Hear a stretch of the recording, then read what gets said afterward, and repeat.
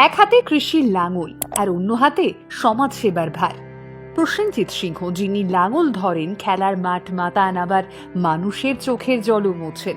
কৃষক থেকে সমাজসেবক হয়ে তিনি আদতে প্রমাণ করেছেন সমাজ বদলানোর জন্য না নেতা হওয়ার প্রয়োজন নেই বিশেষ, তবে একজন ভালো মানুষ হওয়াই যথেষ্ট। আজ আপনাদের শোনাচ্ছি এমনই একজনের গল্প, যিনি এই সমস্ত অজুহাতকে তুড়ি মেরে উড়িয়ে দিয়েছেন। হ্যাঁ, তিনি মালদার হবিবপুর ব্লকের ঋষিপুর অঞ্চলের এক অতি সাধারণ পরিবারের সন্তান প্রসেনজিৎ সিংহ।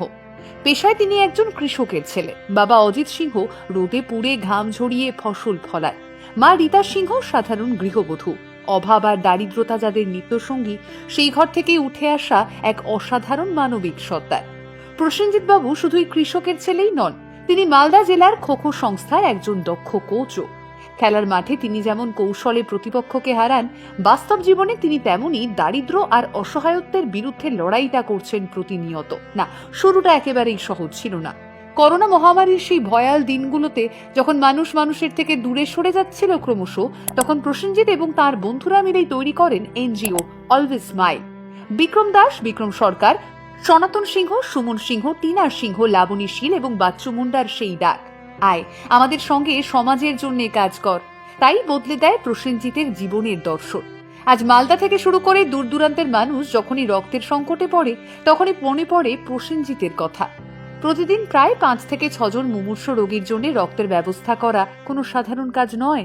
প্রতি 3 মাস অন্তর তিনি নিজে রক্তদান করেন, অন্যদের উৎসাহিতও করেন। তবে শুধু রক্তদানই নয়, অনাথ মেয়েদের বিয়ে, অসহায় মানুষের সৎকার কিংবা শীতের রাতে শীতার্তদের গায়ে কম্বল তুলে দেওয়া, প্রসেনজিৎ যেন আদতে এক ভরসারই নাম। সমাজসেবা করতে গিয়ে তিনি বারবার কটূক্তি শুনেছেন। গ্রামের কেউ কেউ বলেছেন, নিজের ঘর সামলা, সমাজ উদ্ধার করতে হবে না।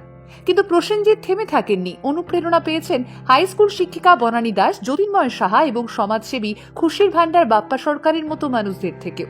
তার সবচেয়ে বড় শক্তি তার পরিবার। মা, বাবা আর স্ত্রী মিনতি মণ্ডল সিংহ তাকে সবসময়ই বলেছেন, যেটা ভালো লাগে সেটাই করো, মনে রেখো মানুষ আদতে মানুষের জন্যে। প্রসেনজিৎ সিংহ প্রমাণ করেছেন সমাজসেবা আদতে কোনো উচ্চবিত্তের একচেটিয়া অধিকার নয়।